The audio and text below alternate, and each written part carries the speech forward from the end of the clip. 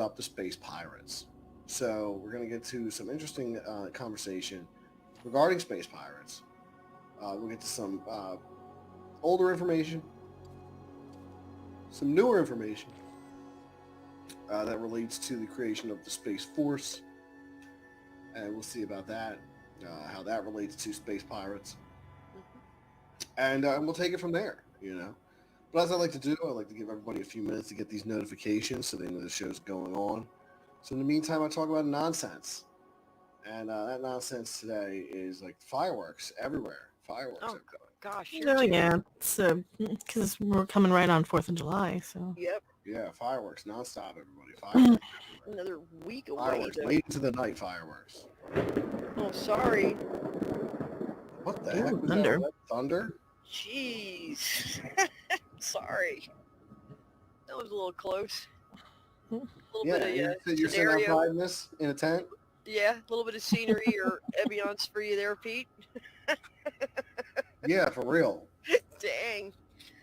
Sorry. Stop that. Stop it, clouds. One thundercloud. Oh, Well, Jay Cart points out that you've angered the gods. apparently so. Sorry. Don't hurt me. It's usually me. I'm usually angering everybody. No, you're not. You're my backup. Red Monarch says, "Hail Creepers and the creepy little book crew." Hail Red Monarch.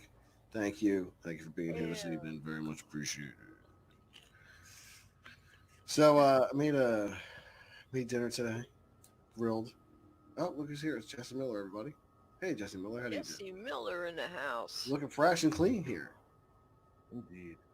All muggy today, man. Had to do a rent. Oh, look at our handsome Jesse.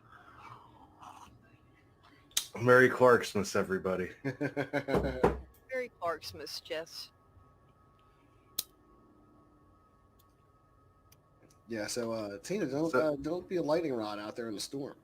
I don't even give a shit anymore. Hit me! I'm like Dr. what's his name? Lieutenant Dan. I don't even care. Bring it on. Come on, you son of a bitch. You know why? Don't worry about it, Pete. If I had won the lottery or something and I was sitting on hundreds of thousands and millions of dollars or anything like that, then I'd worry. Then I'd go inside. But I got bills. I ain't worried about it. You're not going to have it. Not a care.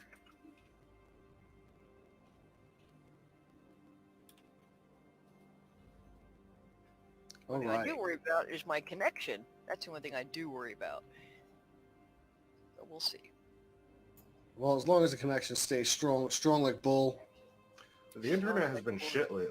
I don't know about anybody else, but I use two different services, one for my phone, one for my house, and they're both garbage lately, comparatively speaking to like a year ago. Yeah, a lot of hiccups. It's all being run by Skynet. Yeah, right. It's just, yeah, and it's, I don't know. Some other country runs it now, right? So. I think artificial intelligence is running everything. Oh yeah, definitely, definitely. Trust that as far as I could throw it. I know. What was that Will Smith movie with the robots? You never trust them? iRobot? iRobot, yeah. That's what that makes me think of. That's why I love the whole thing about Asimov's rules for robotics or theories for robotics where, you know, they can't harm people, they can't be told to harm people, blah, blah, blah, blah, blah. No one ever said they were going to program that shit into the robot in the first place. All right. Well, people are dumb now. They wouldn't do that now. Yeah, They wouldn't even think of it. they don't think. No, they don't. How come, Especially like, me. I was blabbing away. I'm like, I got mango chili lime fucking gummies now. Mike was muted. I'm trying a new one. Mango chili lime and cherry sarsaparilla. Oh, Cherry sarsaparilla are really good. sounds it. The mango, it's a little spicy. It's spicy. Yeah, Doesn't have the mango. never been a big mango fan, but the cherry one sounds good. Yeah, I'm not a big fan of the flavor of mango, but I'm like, well, if they make it with mango, it's gonna hit a little harder. And it's probably sweet, too, right? It's an odd flavor. It's an odd one. Let me see. Oh, okay. apparently Space Pirates wasn't already a hashtag yet, so now it is. This one tastes more spicy. It tastes more like a licoricey anise flavor. Mango chili lime. Yeah, I've got some of that in the cupboard. For health. Got mango puree in it though. It stayed in the cupboard. Well, the mango will always, turn up the volume. Yep. Turns That's up why the I grabbed volume a it. little bit. You're going to turn it up to 11. So that's why I grabbed mango. So, speaking of turning it up to 11, we're going to turn it up to 11 with this weird stuff tonight because we're talking about space pirates.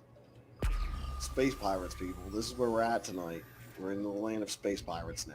And like I said, this touches on the Orion Wars, the Orion civilization, pirate aliens. This information comes from Noel Huntley, 2002. Excerpted from E.T. and Aliens. Who are they? Why are they here? The Orion constellation is one of the most brilliant. In legend, it represents a mighty hunter brought down by his own pride. He boasts he could slay all wild animals, but was killed by a scorpion. The constellation's most celebrated feature is a huge nebula, 1,500 light years away, that lies within the hunter's sword. Amongst the hundreds of stars in the system are two supergiants, Betelgeuse and Rigel. 430 and 770 light years away, respectively. Germain, channeled by Lissa Royal, tells us that the Orions are 89% Vegan and 11% Lyran. Note that Vega is a star in the Lyran constellation of stars, whereas the Orions we are interested in are apparently from the Betelgeuse and Rigel star systems. Of the Orions who are Vegan, 89% in nature, most are human type, a smaller percentage is non-human. Of the Orions who are Lyran stock, 11%, most are light-skinned, light brown skin, and about 10% are Caucasian type with light hair. Although their bodies are water-based like ours, they have an oily, fatty content acting like a lubricant. Also, as we indicated earlier, the little grays occupy a small percentage of the Orion population. Their origin, Beta Reticula, is a neighbor of the Orion constellation. Thus, overall, the genetic differences are quite marked. Orions have a reputation for possessing an aggressive nature and have been involved in many destructive wars. Note that the masculine energy is associated with the evolution of beings from the star systems of Orion, which are related to Earth, whereas inhabitants of the Sirius star system, also very much involved with Earth, carry the feminine energy or polarity.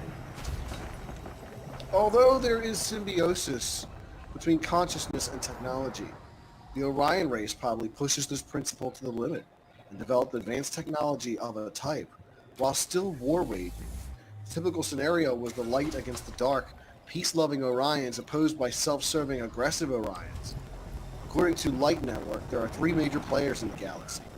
The Intergalactic Confederation of different star systems throughout the galaxy.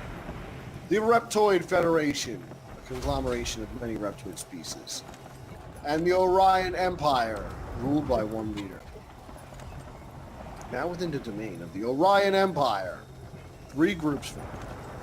The dominant Orion Empire, the Black League resistance to the Empire, and the victims of both these groups. Even though this pattern of behavior still operates, it is less widespread, and many individuals have been awakened since the incarnation of Orion of the Great Avatar. The authoritarian trait present on Earth is not typical amongst ET civilizations, and has been acquired from Orion. Many Orions, including the Black League, went to Maldek and settled this. This is our planet in the solar system was inhabited by these many so-called fallen angels, given the opportunity to reform. As is well known, the civilization failed to turn to a more spiritual path, and the planet was destroyed, leaving the asteroid belt between Mars and Jupiter. Some sources indicate it was struck or disturbed by the huge planet Nibiru as it entered our solar system in its counter direction to the other planets. Many of these dark forces are on Earth at this time, hence the authoritarian nature that pervades this planet, including an enforced reliance on authority. On the positive side, however, the Orions have contributed their mental powers for development of smoothly running systems on Earth. They beam the yellow ray frequency to Earth for the stabilization of the intuitive powers within the human consciousness. They are the source for many organizational structures of government, business, and industry. Nevertheless, this energy is only relevant to Earth's frequencies, which shall outgrow him and receive other energies from more advanced races such as the Lyrids. One of the genetic percentages is mentioned above. The smaller group of non-human vegans would be the Greys and the Reptilians and accompanying varieties. It is not uncommon for abductees to refer to small aliens, Greys, directed by a single tall alien, reptilian type, or sometimes Nordic. The Greys tend to be servants or mercenaries for the tall reptilians. These Greys and Dracos are known as the Rigilians from the Rigel star and are extremely dangerous. Like Kang and Kodos. Yeah, well, you gotta watch out for those guys. Mm-hmm. They're They're dangerous. green, they got lots of tentacles, I've seen them. The Orions, who have vegan characteristics, have particularly striking eyes. In fact, their priests, who live twice as long as the general population, about 1,000 years, have bright blue eyes, which change to a color as a result of strict spiritual training, involving diet and psychic experience. The common color for the eyes is brown. Their height is usually in the 7-foot tall category.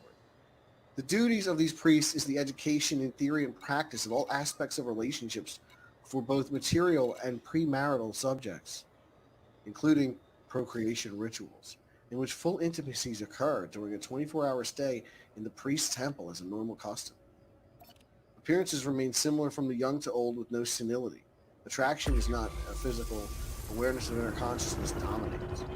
In spite of spiritual implications, there appears to be or remain in the Orion civilization a never-ending conflict between the Orion Empire and the Black League Resistance.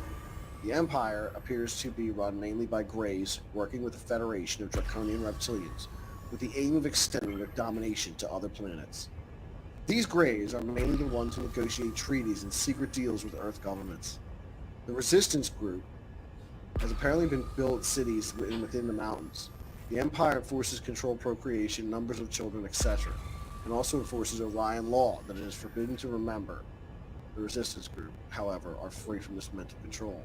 The priest would seemingly be from this category. Their customs are bound to rituals. Imagination is not very free, and children are told of the myth of Earth, of the freedom to be anything. The civilization, particularly expressed what we understand by Orion energy, more masculine, would be the race of the planet Vivina, nearer towards the center of the galaxy. This is the home of the Warrior League. The Warrior League brings order to their society, and it is essentially divided into the amenable, people who would not rule and are subsequently trained to be amenable, no resistance or anarchy, terrorists or protesters, or the omnipotent, those who would rule. The interaction with this race with humans was considered by the Orions for the purpose of bringing a similarly designed order to us, claiming it is a duty on their planet given by their creator. They notice, however, they are ineffective. Their last monitors having visited Earth in 1967 with the priest influence still present. They accept the creator no longer requires their assistance, their energy on Earth anymore, and that the creator simply apparently has other plans. These warriors wonder how we will cope. They apparently operate on a principle of destroying negativity, criminals, and terrorists to bring order, not seemingly recognize that ultimately rehabilitation is the only way, or simply not reflecting these negativities into the environment from one's own mind. The latter is clearly the path for humans, hence the creator's removal of this Orion influence. Zoltek of the Warrior League answers questions via channeling in the Explorer's Race books. He stated the average height of his race is over 7 feet tall. They have a similar body to humans, but tougher skin. They consider humans weak, physically, mentally, and emotionally, and they utilize the power of passion. Their form and means to help Earth has been through so-called Men in Black. Much has been written about these mysterious emissaries. From the Earth's person's viewpoint, more negatively seems to be associated with these Men in Black than positive. But they insist they have protected us from the negative Syrians, and also, ironically, from such races as the Pleiadians, who are trying to get you to imitate them. They are chaotic. Also, the Men in Black influence government decisions by advocating adherence to a successful societal model. Societies used to use this for the government on Earth, which survived the longest. Note, they praise and respect the Roman Empire.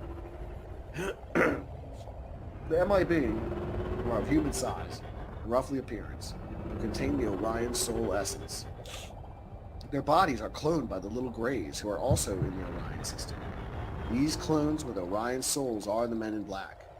They were sent in small space capsules to Earth, a journey taking about 7 years. On arrival, they are trained for a year or so in Earth customs at the Orion station. They apparently cannot stand our weak energy. Zoltak refers to the anarchy from the Black League, which he states originally brought down Atlantis. He likens them to our terrors. Prior to Atlantis, they were chased off the Orion planets to Maldek, a small planet in our solar system with an ordered civilization. According to Zoltak, destroyed by the Black League, now a cluster of asteroids between Jupiter and Mars. According to Zeush, a propulsion fuel was developed to accelerate them beyond light speed for their escape. The fuel, a hydrogen-oxygen combinant, was unstable but extremely powerful. It was manufactured in large quantities and was sufficient to destroy the planet. Many of these destructive beings then being incarnated on Earth. When asked how they communicate with the Creator, he described visitations of the All-Powerful in the form of a female warrior of golden light with armor and a sword. She is described as the ultimate female. Just to be touched with her sword was a wonderful thing. The above Orion warrior material is taken from the Explorer race books. Clearly, the only way the Creator could communicate with these warriors was in a form acceptable to them, virtually in their own making. They appear to be totally blocked of feminine energy or in a world in which all problems can be solved harmoniously. In spite of their physical abilities, their experience, intelligence, and technology, they are stuck. If they knew, however, what evolution had in store for them, they would misunderstand it and reject it, simply because of the necessary feminine energy. Hence, it seems they must have more limited perceptions in this area than humans. When Zoltak was asked about the future of Orion, and they have had advanced technologies for seeing future probabilities, he replied he didn't want to know. They didn't like what they saw. It reminded them of humans. The final piece of information about the Orions. Some interest was the fact that they apparently created the huge cavern under the Cape of Good Hope. The Shining the Light books describe the size of this as an order of magnitude as Rhode Island. Following one of the many Atlantis disasters in which the surface of the Earth was not habitable. Porky Pig in there for a second. He likes pepperoni. What was that? Porky Pig eats a lot of pepperoni. That doesn't make sense. He's a pig. I know. They told him. Then later on, he's back at it eating the pepperoni, except he's all crying and stuff. Yeah, Looney Tunes have changed over the years. That's upsetting. That was funny, though. The Looney Tunes show was a good show. It was funny.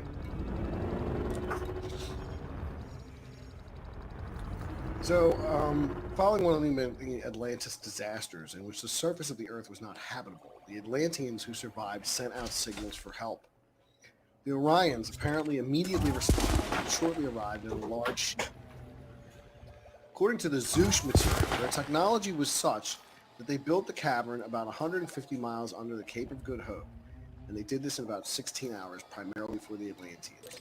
However, their motivations weren't without self-interest. Any opportunity to preserve a connection with Earth was taken advantage of in case they needed to utilize it in the future, such as for resources. Thus, they did in fact examine the probabilities for their future, which showed they did indeed need the connection with Earth over the next 100,000 years. Thus, they set up equipment in one corner of the cavern, protected it with fields, even of a nature to make the Atlanteans sick if they came close. After this, they left for their home planet in Orion. This brings us up to pirate aliens here.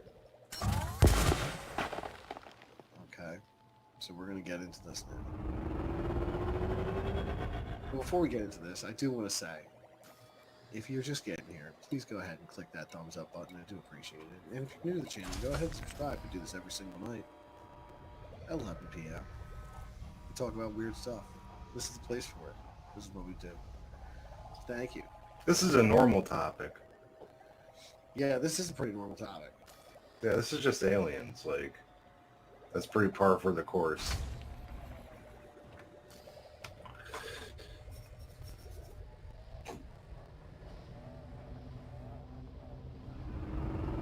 Yeah, just a little alien chat tonight, you know. I love aliens because the more you listen to all these stories, the more they overlap with each other, and I think that's a really good thing because it starts to form a big picture. which is really cool because half of it is from like channeling and stuff. So how could that many people get so many similarities to make a big story? Yeah, we start coming on this kind of unified conspiracy theory, you know, grand unified theory. Somehow. Some way. Collector limpet expired.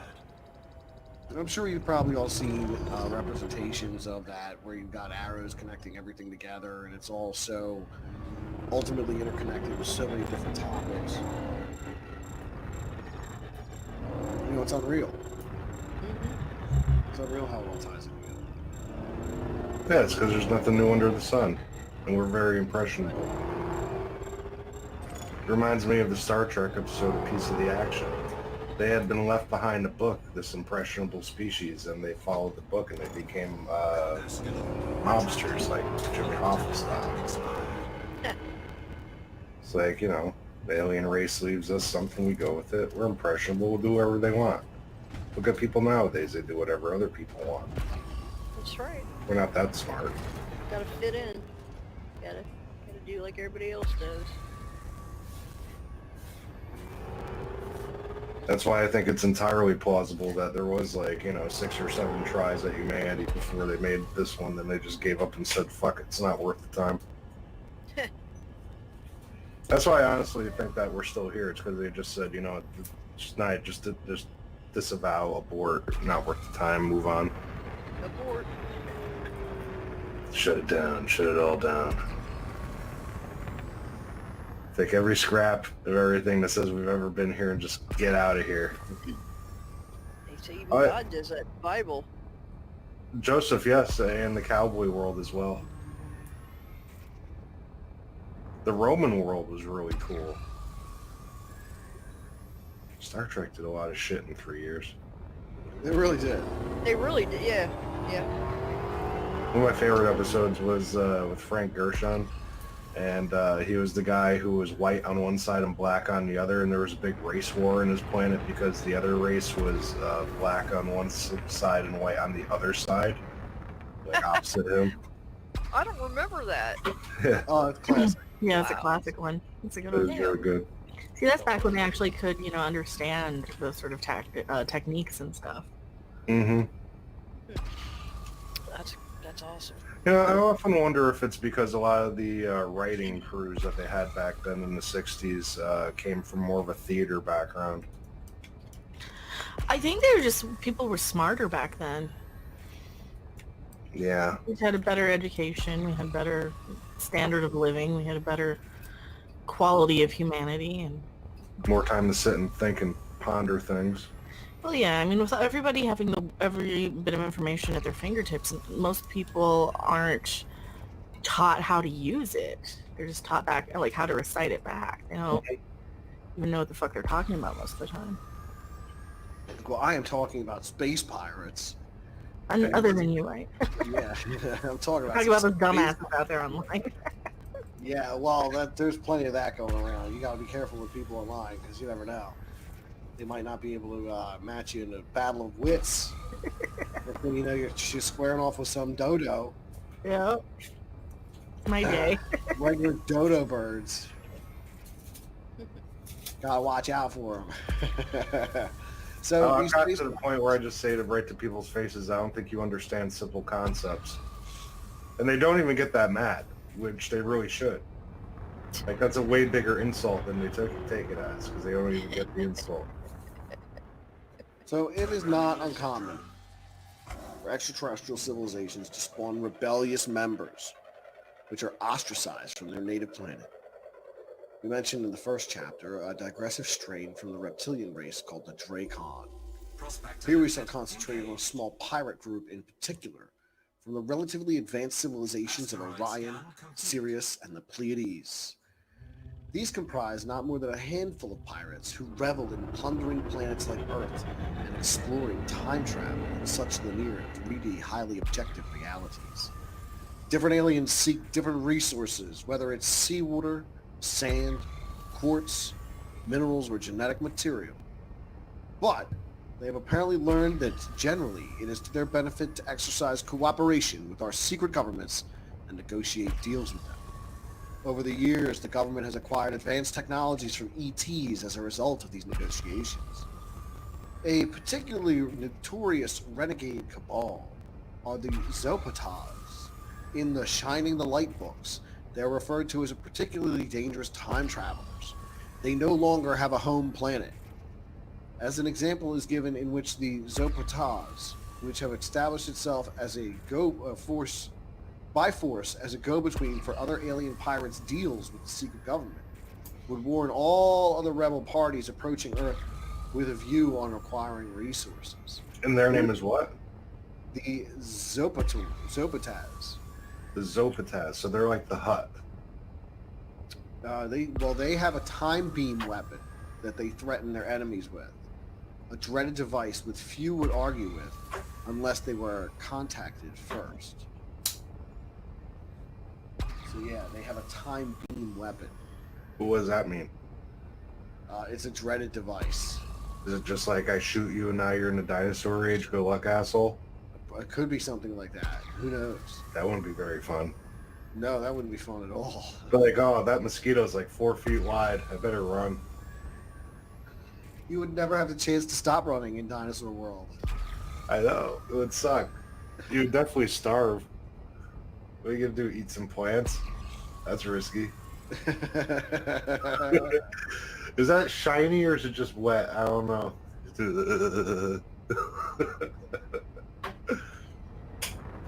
So you die so quick because like the whole the structure of the world was different back then. Like all Hot the as hell. everything. Yeah. I mean, you might fare better because there was more oxygen in the atmosphere back then, but. Mm-hmm. Yeah, I was watching that thing about how the ancient world supported larger creatures and had more of everything they actually needed to survive. Yeah. Might be a little bit much for us. We'd be running around panting and being... Well, with more oxygen, I imagine your brain would just be more active, possibly. Yeah, but what about that thing where from Fight Club, where he was talking about when they dropped the masks in the planes to put you in more of a euphoric state from having more oxygen before the crash? Mm. So maybe it would just make you like not can pay get- attention to certain things you should. I don't think it's get more of a oxygen. more euphoric state on purpose. I think it's just because it's easier for them to carry oxygen instead of like an oxygen-nitrogen mix, maybe. Mm-hmm. You can get oxygen toxicity too. Yeah, Okay. it wasn't like that much Oh oxygen. yeah. Oh yeah. Well, no, I mean, it wasn't like that much back then.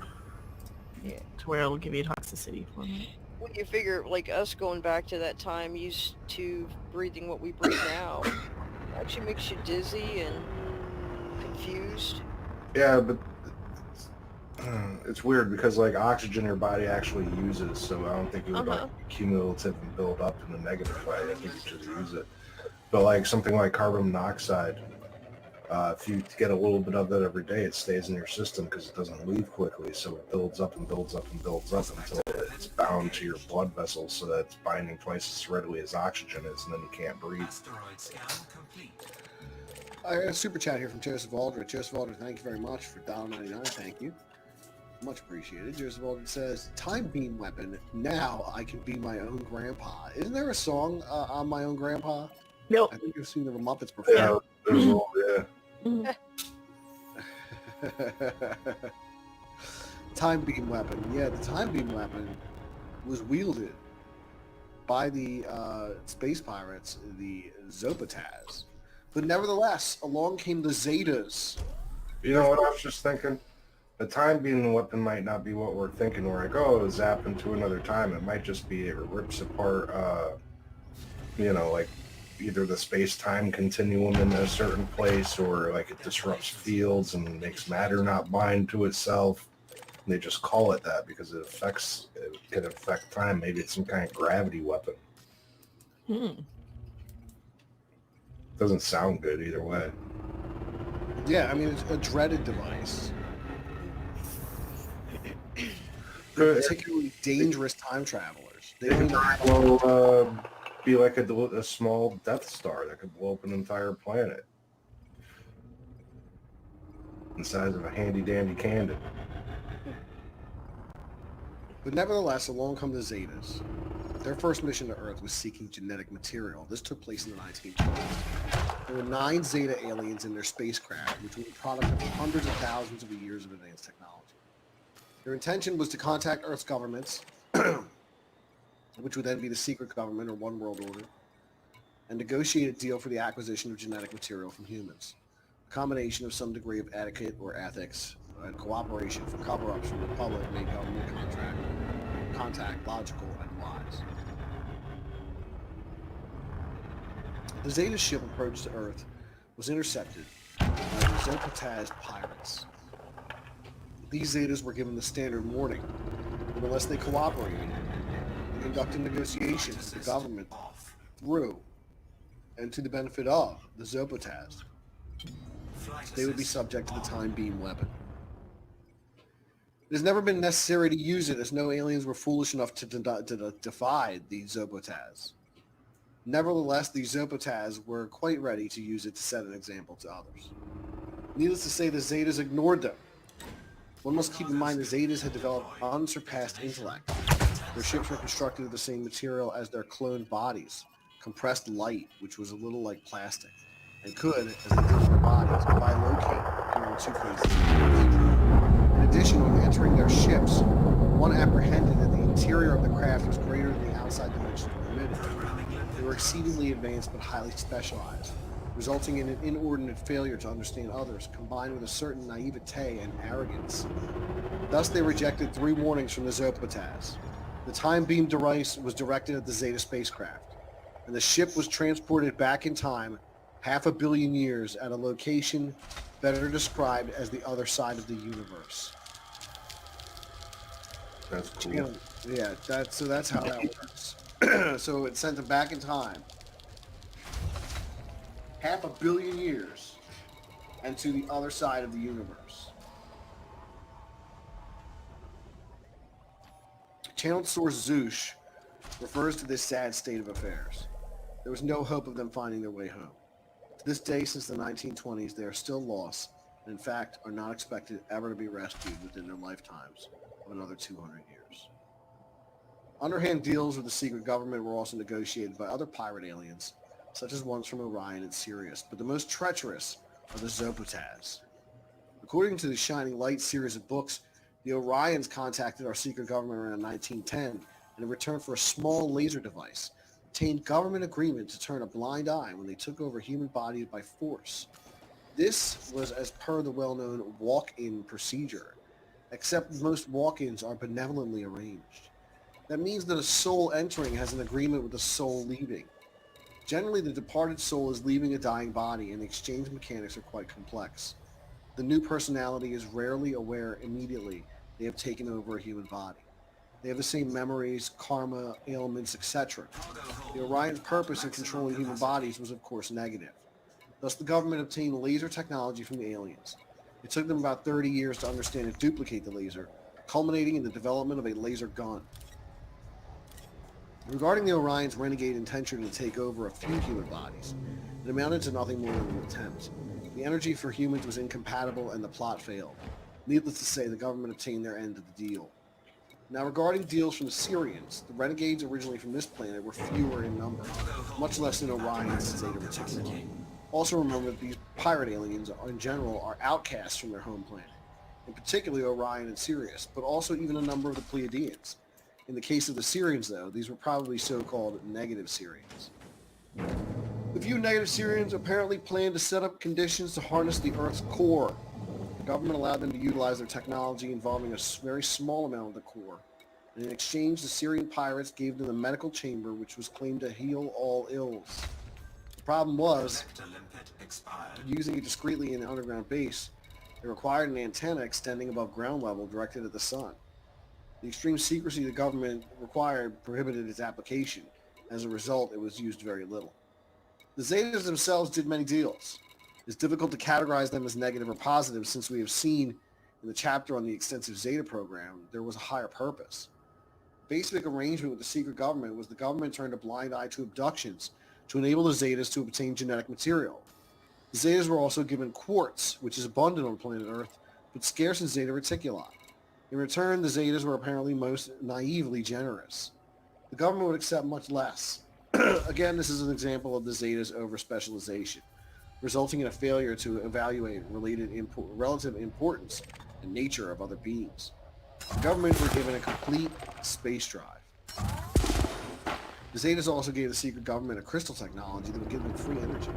Free energy, or over-unity energy, means the device harnessed not mechanical or chemical energy, but energy from space, cosmic energy, or sunlight. Every point in our space potentially contains unlimited amounts of energy, and certain systems will extract this by resonance. The Zeta system of free energy was achieved by internal reflection of the sun's rays. As is typical, the secret government did not make it available to the masses and kept it for themselves. The government gave them quartz and sand in exchange. The government, in fact, utilized the device for nefarious purposes. The crystal technology would be used with the secret government time machines, see the Montauk material, and genetic experiments to enable them to synthesize the DNA of the Zeta aliens. The technique was successful, resulting in the creation of a slave race of cloned Zeta-type aliens. This method was used to prevent normal souls from entering the bodies. Only degenerate beings and consciousnesses were attracted. Note that as stated previously, normal souls wouldn't enter clones anyway. So that gives you an idea about these space pirates. Now, do we need a space force to protect us from space pirates? That's the question asked by Michael Sala from May of last year. On May 14th, Senator Ted Cruz gave a speech in support of Congress moving forward with the creation of a space force as a new branch of the U.S. military. Cruz gave an intriguing perspective on what the proposed military branch would protect the country from: space pirates. Cruz said in the following in his Space Force speech at a hearing of the Senate Subcommittee on Aviation and Space, which he chairs. Since the ancient Greeks first put to sea, nations have recognized the necessity of naval forces and maintaining a superior capability to protect border-borne travel and commerce from bad actors. Pirates threaten the open seas, and the same is possible in space. In this same way, I believe, too, it was now recognized the necessity for a space force to defend the nation and protect space commerce and civil space exploration. Cruz's implicit reference to space pirates quickly garnered much attention, particularly on Twitter's Moments newsthread, where the tweet of multiple people mocking him appeared. Cruz fired back at Jack Dorsey, creator of Twitter, for not giving equal coverage to his response. The President's proposed Space Force is currently being debated in the U.S. Congress, which is considering legislation officially creating it as a new military branch under the U.S. Air Force. The Pentagon has come out in support of the Space Force being created, despite initial opposition by the Secretary of the Air Force and the Chief of Staff. Patrick Shanahan, the acting Secretary of Defense, has been the driving force behind the Pentagon getting behind the President's proposal. A two-stage process was outlined by the Pentagon on August 9, 2018 for the realization of the goal. Why would anyone not want Space Force? I don't know. I'm anything to build more spaceships. Cargo scoop retracted. Currently, there are 10 combat commands that are the apex for command and control of different geographical regions and specific functions performed by all branches of the U.S. military. March 27, 2019, John Williams J. Raymond, a four-star general who is the current head of Air Force Space Command, was proposed by the President to head up the new Space Command. February 19, 2019, Space Policy Directive 4 proposed that legislation be created for a formal establishment of a Space Force with a separate military branch initially placed under the Department of the Air Force. The President's desire for a separate Department of Space Force will be revisited at a later stage.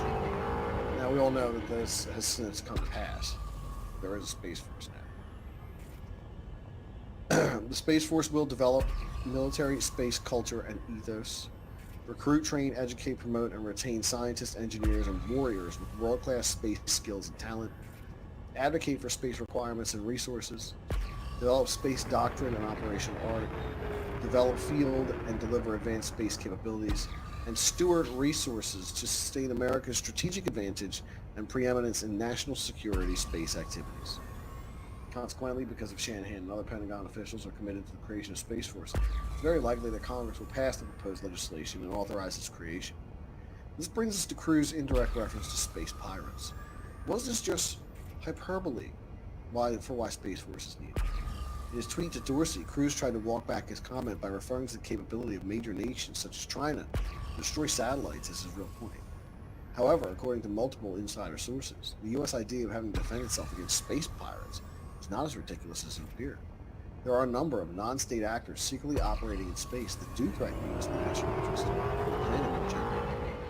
One of these sources is a rogue special access program which operates outside of lawful government control.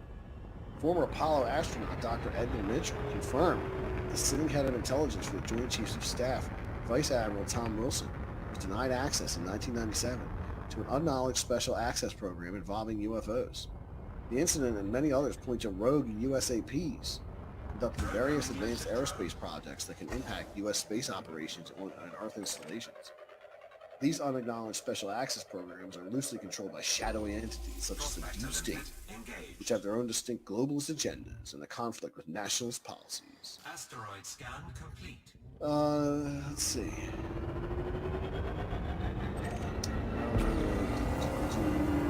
Germans successfully established a breakaway colony in Antarctica, which became a space power over succeeding decades.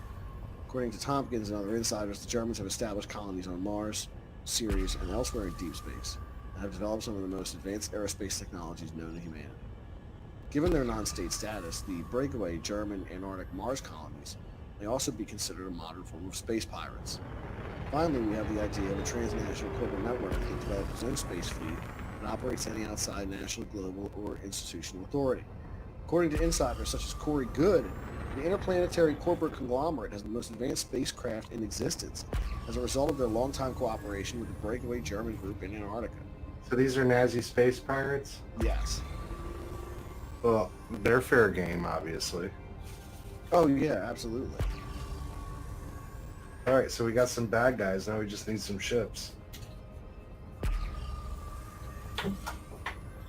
And this really touches on a lot that we've talked about in the last few weeks, from Project High Jump, and Admiral Byrd, the breakaway civilization, new Queen Maud land, new It does, because now when you talk about them being in Antarctica, everybody's already like, oh yeah, I know what you're talking about. We already covered that.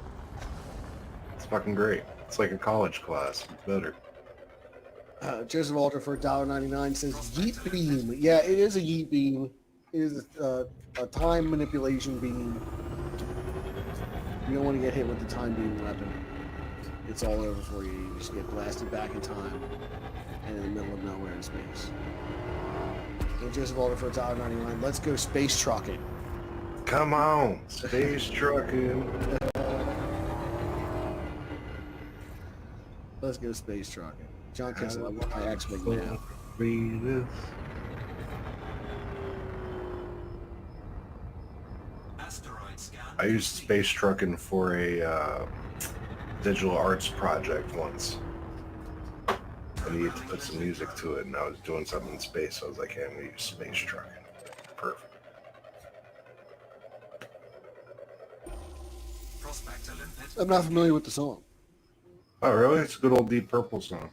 Oh, yeah, I don't know Asteroid that. scan Yeah, complete. check it out, man. You'll like it. I'll have to. Good old time in music. Back in my day.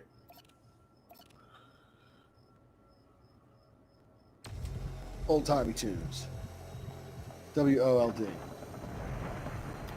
Average farm remembers. Mm-hmm. Now everything sounds like shit. Yeah, Cargo pretty scoop much. deployed. Pretty much.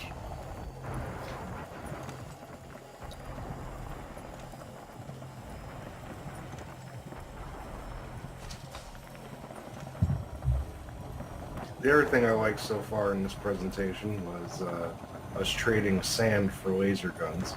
That's a pretty good deal. Go America. I don't know if it was such a good deal initially to trade possessing people for some stuff, but you know, it didn't work, so that's good. That's good. Of course, we probably didn't know that at the time. Or care. Yeah, or care. Well, you know, they probably had some sleepless nights over it, and they're like, you know, we got to do this. I doubt it. I think they were just like, yeah, sure, whatever, do it. Do whatever you want. Yeah. Just give us some Yeah, shit. don't give a shit. You know, nobody they knew really cared or cared about.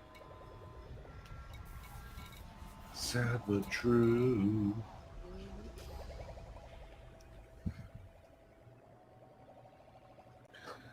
So, more on these ET civilizations.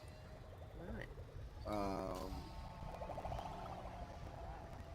Just want to get back into this. I mentioned the Dracon here. They are a menace. They are reptilians.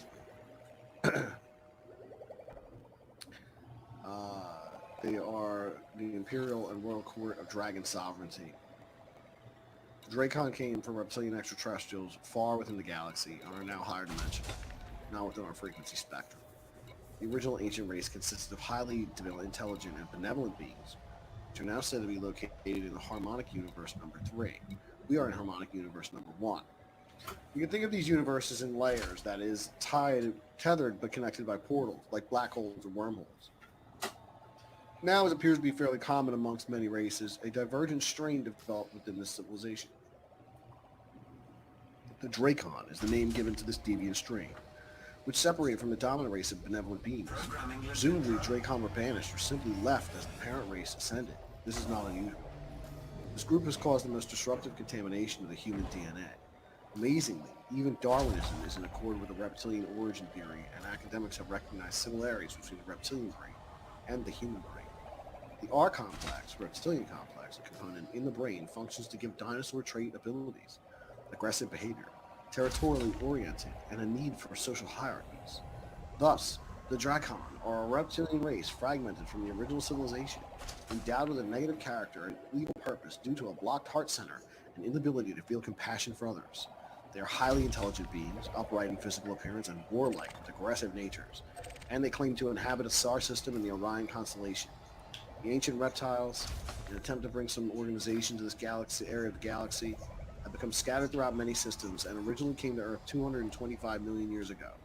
We are now approaching a complete time cycle of this period in which Earth's position is now in the same location spatially as it was in the galaxy 225 million years ago.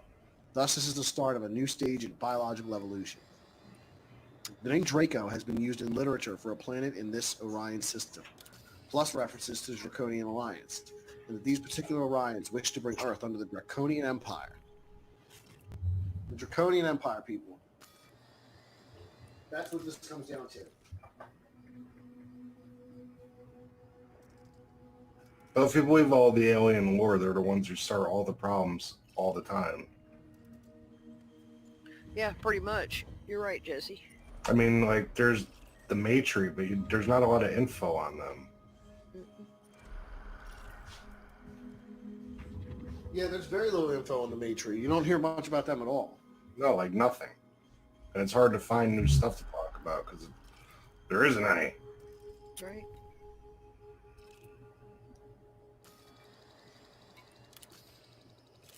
Nothing.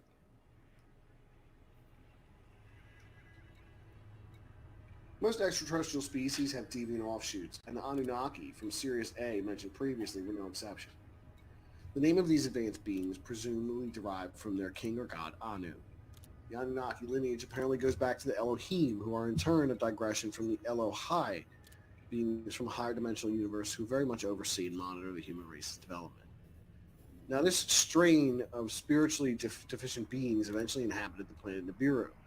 This planet has been written about by Zachariah Sitchin in his books and also channeled sources. The planet Nibiru is apparently larger than Jupiter and unexpectedly is a member of our own solar system. It could be called the 12th planet if we accepted that the planetoid Charon is included in the tote, and also the asteroids between Mars and Jupiter, which are fragments remaining after the breakup of Maldek, an earlier planet of our solar system.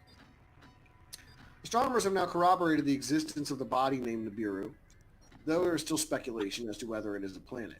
Nevertheless, there appears to be an agreement on its wide elliptical orbit, taking it out towards the Pleiades system some 400 light years away, with a period of 3,600 years to orbit our sun once. There is contradictory information regarding this planet's orbital position at this time. It is probably some 1,000 years distant from our sun. Other information states it's closer to penetrating the outer orbit of our solar system. Though further reports indicate this or some other body, comet, etc., energy-wise, like planets, link our sun with the Sirius system. Nibiru used to be the outermost planet of Sirius A, but is now the outermost planet of our solar system. It was captured about 500,000 years ago, and Nibiru now links our sun with the Sirius system. This planet is inhabited by the Anunnaki, which have a resistance group from Sirius A, and the Elohim mentioned above from higher frequencies. In addition to the name Anunnaki, designation Nibiruans is also used, and occasionally the name Nephilim. We shall see, however, Nephilim is the name given to a hybrid human Anunnaki. Note that the Nephilim is referred to in the Bible as the gods who interbred with the daughters of men. We shall adhere to a more commonly used term, Anunnaki. These resistance Anunnakis are on favorable terms with the reptilian Dracos and have some common genetics. Thus, the Anunnakis are also a reptilian strain, but in addition are said to have metallic biology. They apparently thrive on nuclear radiation and did introduce uranium to the planet Earth thousands of years ago. They think it rather than feel, much as humans do today. Thinking is a linear process combined with lack of feeling will engender a predator race. People on Earth have served them well. They learned the science of alchemy when on Sirius A from the Pleiadians, enabling them to manipulate base metals into precious metals. With this alchemy and its knowledge of subtle variations, they thought they could convert their metallic bodies and become more flesh and blood while on Earth. Note the energy relationship of Nibiru, which is male, and Earth, which is female. The not so surprising abuse of Earth, the typical theme of masculine energy dominating over feminine energy. Owing to a great extent of its orbit and the variations in energies in climate, which resulted from this, the Nibiruans, or the Anunnaki, also viewed somewhat in their mental and physical outlook as their orbit was traversed. Preparations were made long before the entrance into the solar system, in particular since its motion in orbit is counter to the other planets of this system. Thus, every 3,600 years there is potential for disruption of one kind or another as it enters into the vicinity of the sun. The following disasters have been attributed to the impact of Nibiru entering our solar system. The breakup of Maldek, which is now evidence of the asteroid belt between Mars and Jupiter. This relates to the knowledge that the fallen angels of Maldek failed to rehabilitate their spiritually resulting in karmic destruction of their planet. The surface of Mars was destroyed by the disturbance of a passing huge planet. Civilization at that time knew some hundreds of years beforehand they were a target of this wayward planet and built cities underground. One other occasion, Jupiter was either struck by Nibiru or wrenched violently by the turbulent fields, causing a large fragment to break off Jupiter, now known as Venus. Another example of the effects of Nibiru's counter-orbit within our solar system was the creation of the year for the planet Earth of 365 and 1/4 days, from its previous period of 360 days, which occurred 104,000 years ago. There was, however, an example in which Nibiru's arrival in our solar system was beneficial. Sirius very much relates to the origins of energy in our planet. Substance for Earth is apparently received from Sirius. Sirians appended a core crystal to Nibiru to act as a carrier to bring the crystal to Earth's core, presumably at a non-physical level, for the transference of codes required for humanity's evolution. However, could this have been from negative Anunnaki Sirians? And this is the dioditic crystal placed at Stonehenge to block critical grid lines and correspondingly block our DNA development? Could it be? I don't know. But there's a crystal at Stonehenge now to block our grid lines, to block our DNA development. Who put that? Anunnaki Syrians?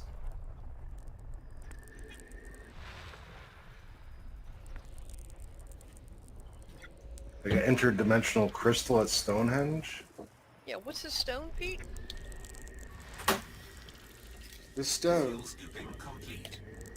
is the diodic crystal placed at Stonehenge to block a principal grid line and correspondingly block our DNA development. Yank that bitch out of there. Yeah, right? Exactly. Who knows There's that a problem. Yank that bitch out of there. That's right.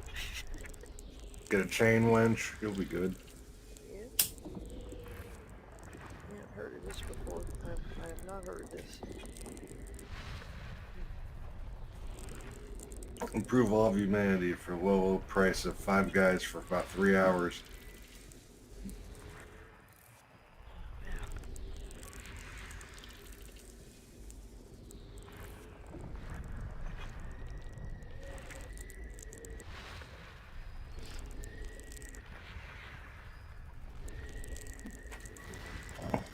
Yeah, I don't know. I'm just sitting here in a little bit of disbelief here because this is where everybody always thinks everybody's nuts for believing in aliens.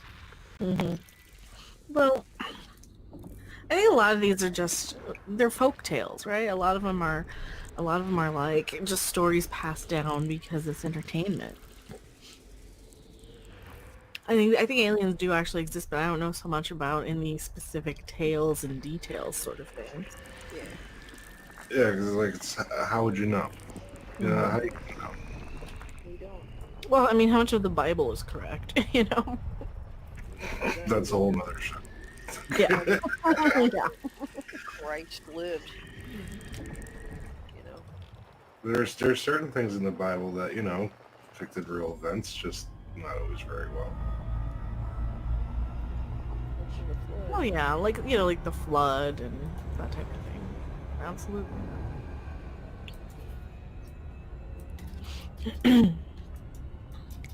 But not everything is verbatim word for word as as it happened in the Bible, and not everything. It's men Yeah, write this and stuff down. yeah, yeah. How many things get completely translated differently over the years? Like words, metaphors, everything shifts. All the meaning shifts. Just about all of it. Mecca, look at how many different versions of the Bible there are out there. Oh yeah, That's just in English. Complete. exactly.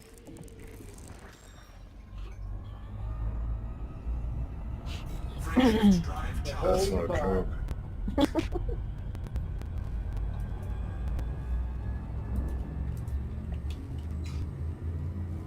You still put them in hotels? Yes. Is that Do still they? allowed? Yeah. It's not always the King James though. It's No, it's the Gideon Bible in a hotel. Gideon. Sorry. Yeah. Gideon. Oh yeah, that was the whole thing where there was a whole movement for them to do that, right? It doesn't depend on what type of what part of the country you're in, what Bible you get, basically. Ah, water's delicious. I hate when Well, people are actually, like, water's gross. Well, that's the hotel I stayed in. I don't even remember checking which one was in the desk. I just like that they have safes in hotels now. Yeah, I never check the drawers in hotels, and I never unpack either. I live out of my Oh don't no, either. yeah. Why would I you? have everything in the suitcase, yeah. Why the hell would you unpack just to pack again later? Exactly. Why are you wasting your own time for? Some people do. They get in there and unpack like they live there. I just found that weird. No, I'm just about convenience. Repetition of effort. Dirty I clothes don't on know. one side, clean clothes on the other side of your suitcase. Mm. Actually, dirty Yeah, clothes go or in a even bag. just bring a I little bring bag. a bag usually. I'll bring a bag. Yeah, that's what I do too. Go in the bag. That stays on one back of the suitcase, basically. uh, I'm choking on tea. Maybe I should have had water. Oh well. So we had sweet tea today with our fattening Good. fast food meal. I get the diet citrus green tea, but I don't like green tea.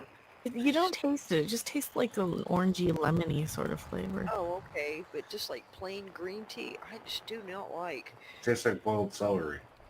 I want to like it, because I know it's good for you, but Yeah, I get the Lipton diet citrus green tea. okay, I'll have to try that.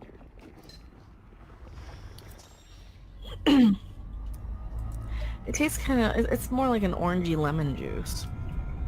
That's what it tastes like. You don't really taste, But that doesn't sound bad. yeah. Yeah, it's like very citrusy.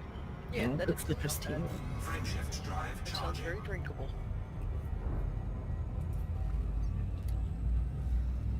Yeah, I try and get green tea. I try and get, That's good for you. I'm terrible. I snack too much. Like I just had my freaking ice cream, the last of my ice cream. I didn't get a fudge bar before tonight's show. Damn it. Oh, I should get something. So Claire Williams says, well, so what was the topic again? The topic is We don't have a topic. The topic Ryan is and the topic. Space Pirates. We got off topic. We were like trying to not give you dead air. God, for 2 seconds. Crowd's Hey, tough man. tonight. Hey, it is a tough room. Jay Carr says I only travel with a shirt on my back and lots of condoms. 'Cause I visit the Jake! theater. You dirty boy. Fuel scooping complete. So I did want to talk about Galactic Federations and Council. This is by our old buddy Wes Penry from Wes Penry's website. Now, somewhere along the lines, almost any channel source you listen to is going to mention they belong to one of the Galactic Federations and Councils or another. This is normally presented as a positive thing, and people who are digging into this material feel there's a chance in the future that humanity may join as well. Then there are others, like the Pleiadians, who don't like the Galactic Federations. They've been channeling their information for almost 25 years, and every so often, they get a question about Galactic Federations. It has come to a point where they get almost irritated and just say, we're not hot on Galactic Federations. When I decided to look into these space organizations, I did my best to look at them objectively to see if I could find connections between some of them, or if they were all separate from the others. What I did was to gather all the different federations and councils I could find out there, and listed them. Then I tried to find out which specific group was talking about which council, and if these groups had any relation at all. The result is going to be presented in this paper. This is a list of galactic federations and councils. This list is far from complete, and I actually looked into it more than these. But to save the reader from too much headache, I narrowed it down to those I found at all significant for us in today's modern world. Many of which we will stumble upon sooner or later in our research as we are into the UFO field. So here they are in no specific order. The Council of Zendar, or Saturn. The Council of Thuban. The Nibiruan Council and the Galactic Federation of Worlds. The Council of Nine. The Galactic Federation of Light, previously only the Galactic Federation. The Ashtar Command, who I know we've spoken about at length on this show. The Allies of Humanity. The Greater Community. The Galactic Federation of Planets. The Council of 12. The Council of 24. The Elohim Council. The Guardian Alliance. The Andromedan Council. The Galactic Federation. The Confederation of Planets. The Orion Federation, Syrian High Command, the Galactic Federation of Planets, and the Intergalactic Federation of Sovereign Planets, the IFSP. As the reader can see, there are lots of councils and federations, and it seems like a lot of research, and perhaps a subject for another 10 papers. Unfortunately, it's easier than it looks at first glance. We've already gained knowledge from the previous papers in Level 3, and that will show to be some significant help. It's also not my purpose to go into each group in detail. All I wanted to do was show the connections between them, and what effect they may have for us here on Earth. That's the only thing that I'm interested in at this point. Also, some federations listed above are just other names for the same group, as we shall see. I think the reader can see the significance in bringing this up in order for us to distinguish who is who. Something not one, amazingly though, has done before. While we listen to channel material where they say that they are part of a hierarchy, that hierarchies are oppressive and unfair and create different classes of people, most people think that sounds good. However, what I will show is that most of these sources belong to the Federation and Federation of Space Council of some sort. It looks like no matter which council or federation they're members of, it's part of a larger hierarchy. It's taking us all the way from the bottom, councils and federations here on Earth. It's also called the Orion Pyramid, out into the astral, into that solar system, across the whole galaxy and beyond. Perhaps ending the KHAA, the Thubian Council. The KHAA is the Mother Universe, the so-called Void, which is 96% of the universe science can't explain. It's the home universe of the Mother Goddess, through which you travel, and you enter a Stargate having shrunk yourself into nanosize. This is the fastest and easiest way to travel between stars, galaxies, and universes. So let's take a look at these galactic and intergalactic organizations and learn who is what and what is what. The following organizations will be listed in hierarchy order Friendship for positive. drive charging. The first one is therefore the highest federation known to me in a descending hierarchy. The Council of Thuban. This is supposedly the oldest council in the Milky Way galaxy, residing in the 12th dimension, which is outside of the physical universe. They call themselves dragons, but say they are good dragons, admitting that they are lower dimensional Dracos, which are there are lower dimensional Dracos, which are not as friendly. Thubian is a star system in the Draconis constellation. Because it is the brightest star, it's called Alpha Draconis. The Thubians say that they are a big part of our ancient history, participated in the early seeding of our planet. They're supposedly the ones who planted the reptilian brain into our mammal bodies. They claim it to be of service to the one creator of all star races, whether they're good or bad, less is common. And say Syrians are humanity's best friend. The reason they have contacted us here on Earth at this time is because they are allegedly in charge of the harvest. Abraxas, who is the High Council member and a walk-in, is telling us that Thubians need to genetically manipulate Homo sapiens into becoming dragonized star humans, ready to approach the fifth dimension. It has to be done with technology, and this is the way God intended it to be. According to Abraxas, there's no such thing as natural ascension happening without interference. Interfering with and genetically manipulating an ascending species is the natural way, she said. All star races who promote the harvest are in one way or another talking about a superwave headed towards Earth. Some say it originated from the galactic center. Others say it originates nowhere and that it's always been there and always will be. The harvest and the ascension will happen in this wave, upon which 200 million star beings ride, reaches our solar system. Those who have 51% or more of their heart chakra open are potential graduates. You've got to have those heart chakras open. Many of those who are not at all prepared themselves will know nothing about what's about to come down and have their neurological systems fried, and they will die in the process. Others will go through extreme hardship with strange weather phenomena and sickness, but some will still survive. Those who are ready to ascend, however, will feel a little discomfort and instead feel a great joy. And for a short moment on the transition from 4D to 5D, they will feel oneness with the whole universe, which is an indescribable euphoric feeling. The Thubians say that they are us in the future, but also our ancestors. They are ferocious dragons. They claim the whole universe consists of only humans in different stages of development. Due to that time is simultaneous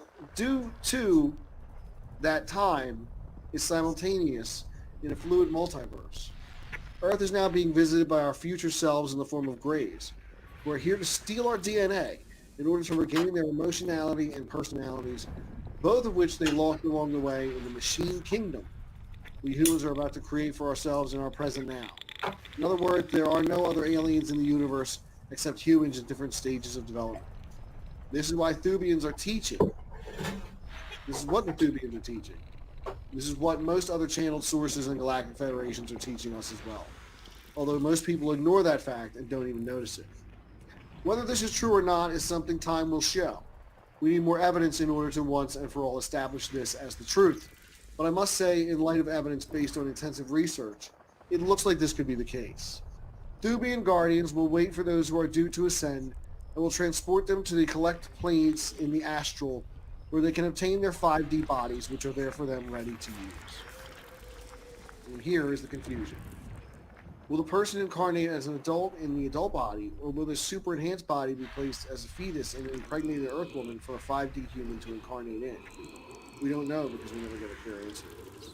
We get the impression, however, that the harvest may happen between lives. It can also take place while the spirit is still incarnated. Our friends and neighbors will still live around us, even if they don't ascend. But those who ascend will vibrate on a much higher frequency. And after a few generations, those who don't progress cannot hold the higher frequencies, and that's when the splitting of the world will take place. Council 24. In 1973, J.J. Hurtak wrote a book called The Keys of Enoch. It is laid out in the Bible with chapter and verse. It was meant to become a substitute for the Bible. The author says the material therein is channeled from a source mentioned on occasions as the Council of Nine. We'll go much deeper into that council later in this paper. Anyways, in the Keys of Enoch, it says, The 24 are the council governing spiritual civilizations in the Sun universe is not to be confused with the 24 elders. The Sun universe is defined as the universe of Christ, and Christ as we know him is no one less than Enki himself.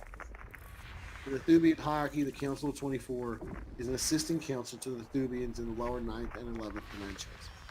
The raw material mentions the Council of 24 as well. There are 24 entities which offer their services as requested. These entities faithfully watch and have been called the Guardians. According to Ra, the Council of 24 is also part of the Confederation. Council of 12.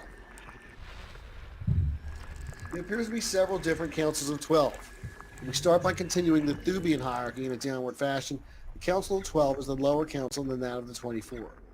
Elohim mentioned them as well as Winfrey's e-book in the conversation that follows. Do you report to a group that's higher than yourself regarding delegation or functioning or of oneness? We report to and receive guidance from the Council of 12. Is the Council of 12 a higher density than you? Do they administrate this realm? What is lower in density? They administrate more than one realm. They administrate their own realm of the Elohim, the different levels within the Elohim, and the different jobs the Elohim provide. The repairing of life models would be one example. Healing in response to prayer is another section. The Council of 12 does not directly administer Earth. There are groups of 12 highly evolved individuals, soul, who administer the Council of Elohim, who then, due to their functions, connect directly with Earth and other realms. Is the Council of 12 overseeing this communication that we are having at this moment? We do coordinate through the Council of 12, and we receive advice and counsel from them. Are we speaking to an individual soul who represents the entire group, or do we have a portion of the group present with us? A portion of the group is present. Yesterday you had one individual come in at one point, a passionate individual who is also a member of the Council of 12. How many souls in Elohim are paying attention to us right now as we do this communication? 1,200. 1,200, and that's a total of 5 million. That's about right. This means that the Council of Elohim, although claiming to be the creator gods of this universe, has quite a few councils above them in the hierarchy. In the book of Job, it says that the 12 are the sons of heaven working with Yahweh to supervise the creation and regeneration of the lower world. Job 38, 3-7.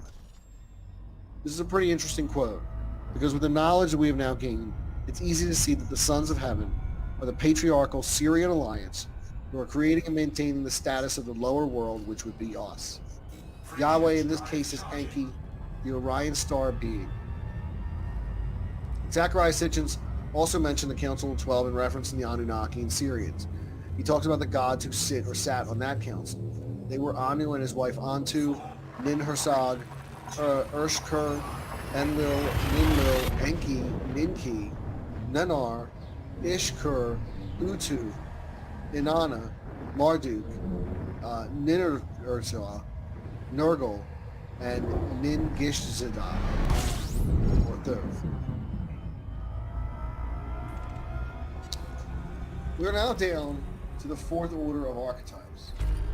I'm not sure how Sitchin's continued, but when I count, the above group adds up to 16, not 12, but they could have been on rotation.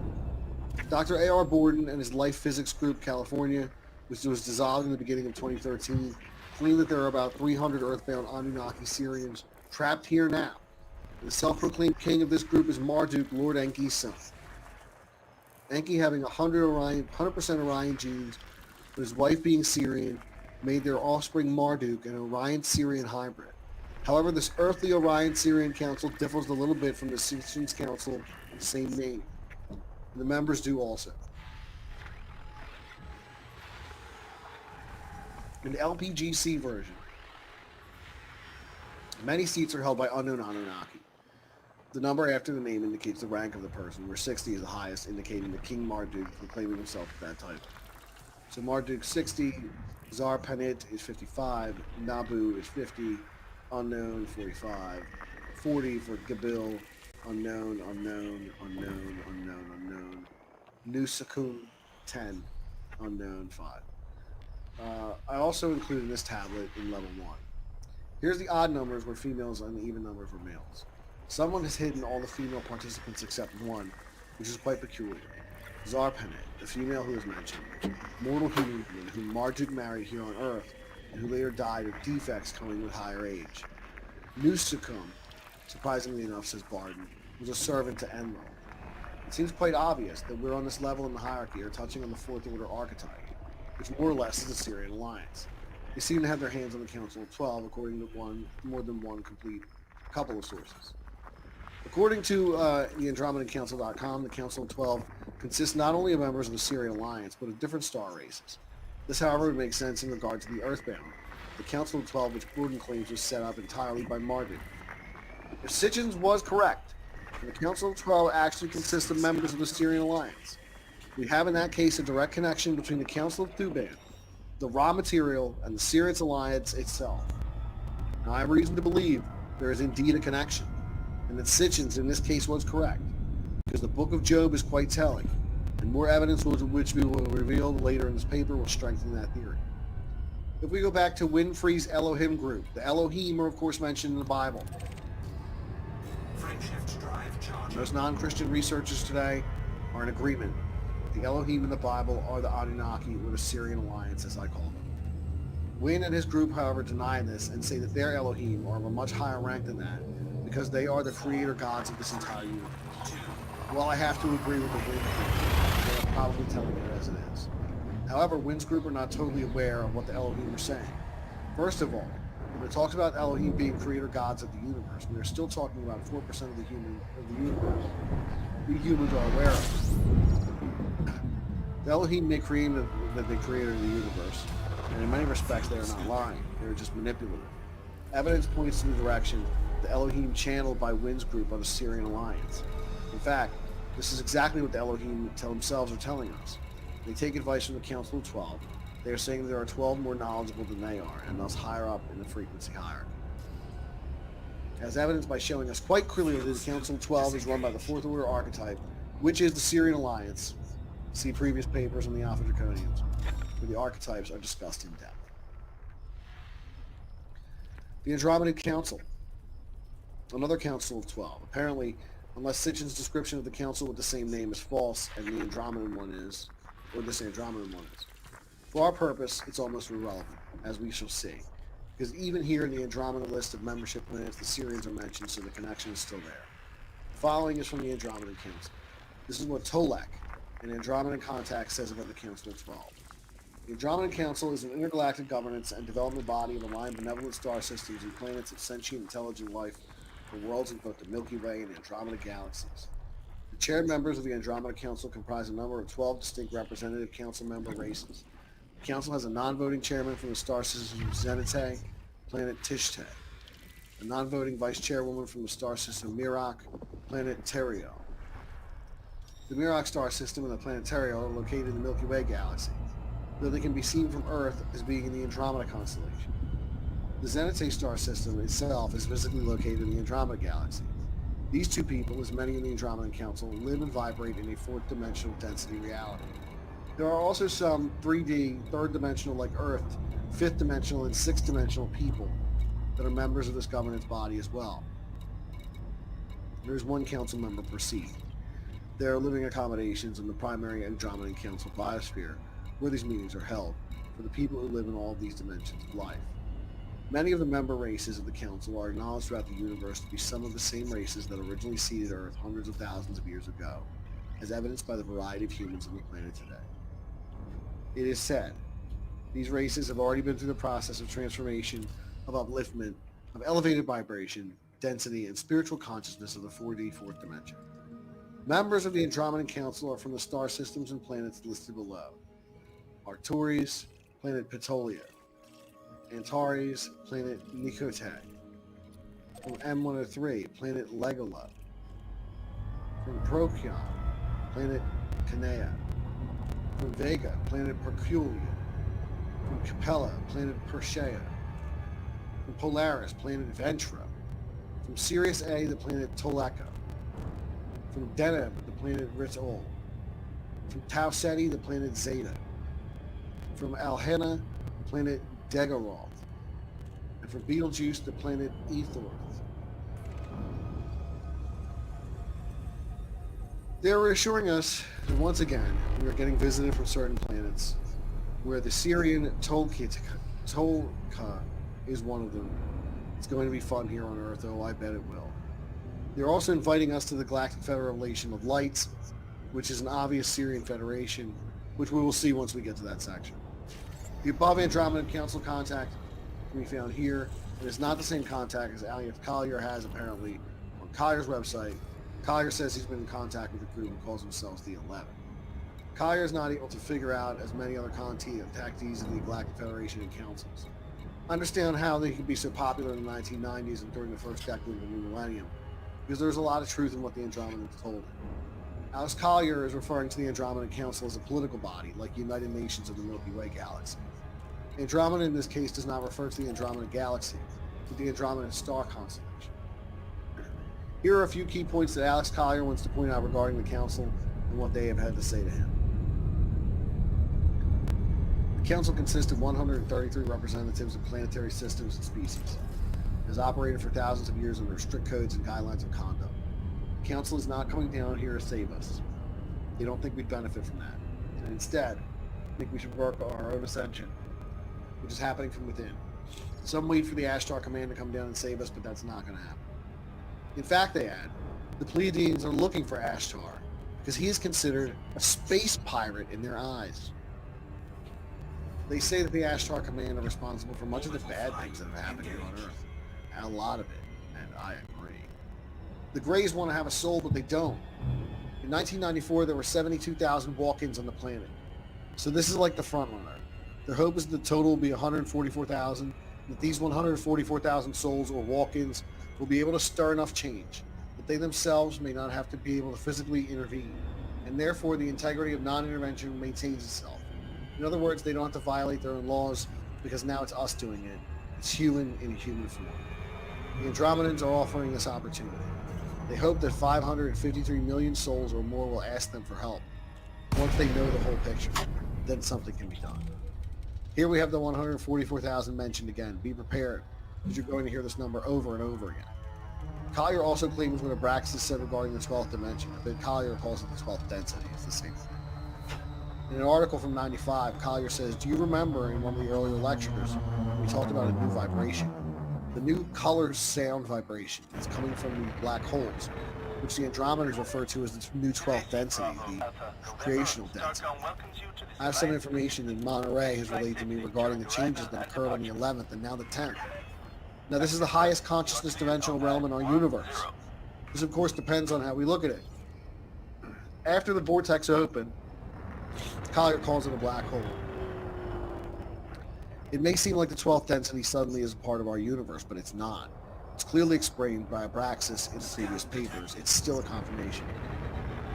He also gives us an idea for whatever it's worth when the wave will come. But the last time I asked this question was approximately a year ago. They said between 435 and 510 million people would literally move to the 5th density December 3rd, 2013. Now, I have to tell you, a bit confused regarding this number.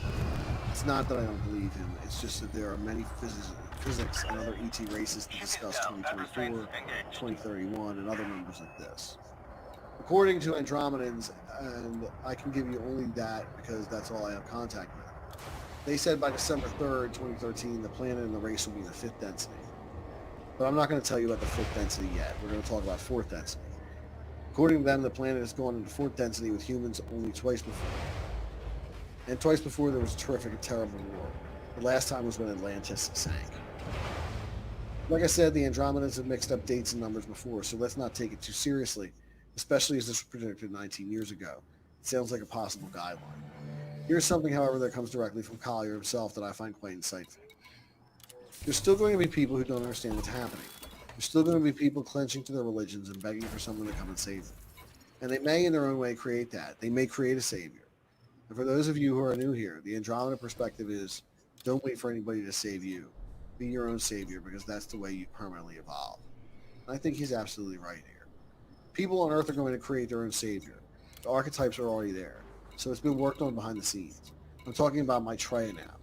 These are times when all probabilities are played out in a cacophony of alternatives. Take your pick and go for it.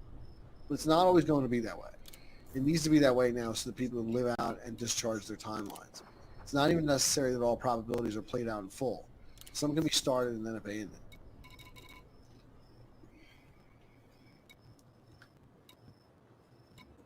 And speaking of started and then abandoned, it looks like we're getting to that time of the night.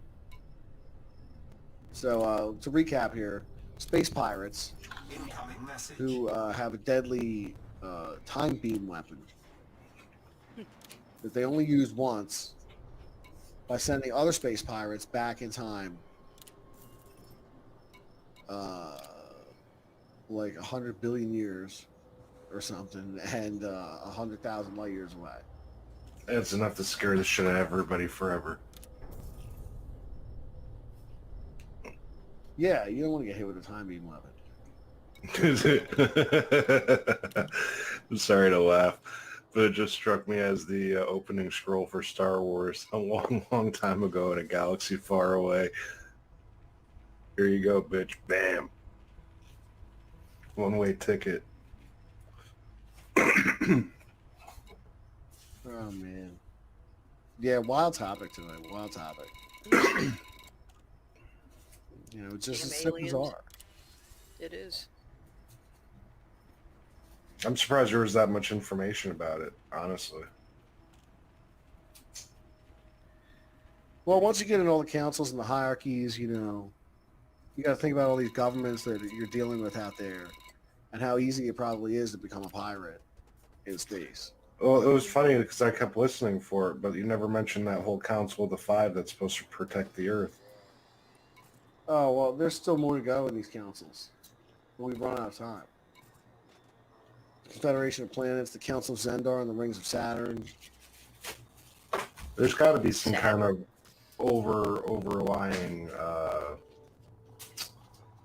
you know, like kind of like a federation, a real federation of planets that's covering most of it. Saturn would be a good topic.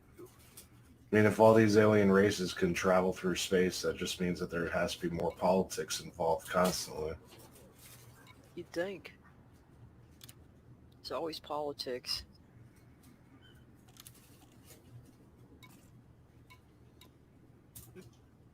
Yeah, this gets into the Council of Nine. I think it claims Gene Roddenberry was a member of the Council of the Nine.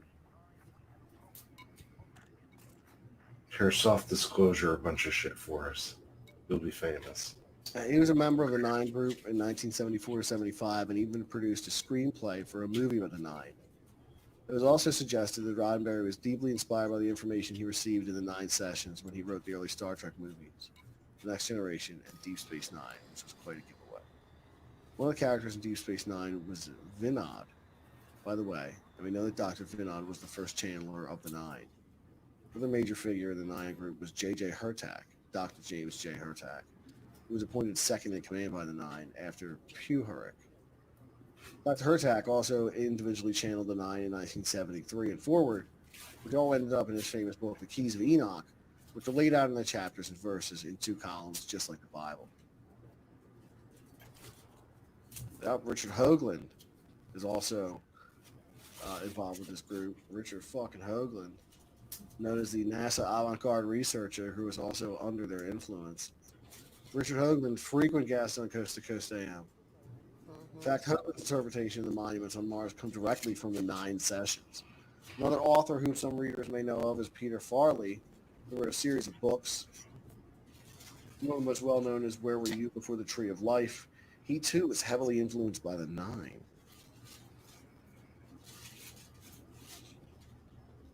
Yeah, so we get into the Council of the Nine here. Council of Elohim. The Nibiruian Council of the Galactic Federation of Worlds. They're going to talk about some cat people again. Cat people do come up again. The Ashtar Command, the Galactic Federation of Light. So yeah, there's more to this. I mean, there's definitely more going on here. But we don't have time for it all tonight. You know, that's how it goes. Hey guys, please show Pete some love. You got 51 watching, only 38 thumbs up. Please just click the like button for him. Oh, I missed a super chat from Joseph Aldrin here for $4.99. Thank you, Joseph Aldrin. Joseph Aldrin says, if they differ in harmonics, couldn't we destroy other universes by resonating the same frequency? I'm sure somebody's thought about it and said, don't do that. I think it's like, Tesla said everything was frequency and energy and vibration, right? Resonance. All it takes is one person to think up a terrible device. My earthquake machine. Yeah, my universal earthquake machine. Gourmet handcrafted universal earthquake machine. There you go. Oh, that's how it goes. Well, listen, I want to thank you all for tuning in tonight. I really appreciate you being here with us night after night, day after day, as we delve into the world of the weird. I want to say thank you to Joseph Aldrin for your generous super chats. They're much appreciated, never expected, but always appreciated. Thank you very much. I want to say thank you to my panel for being here tonight. Also, guys, the description of this video, you will find links to my Twitter and my email if you got creepy stories to share. Teespring store, where there's a bunch of great designs to check out. Patreon, thank you to all my Patreon supporters. And if you're in a position to become a Patreon supporter for just $1 a month, that's a quarter a week, that's less than the price of a cup of coffee, please consider signing up. I do appreciate it. Links to everybody else's channel from the panel are down below in the description. Please consider subscribing to them as well. Go ahead and do it. Yeah, and the thing with the Patreon thing, it's like I did that a long time ago for Pete, and like I don't even notice it. I don't even know when they take it out. It's $1. Like, just do it. And I thank you, Jesse. I really do appreciate that. Yeah, it's just $1. You never even notice it's gone.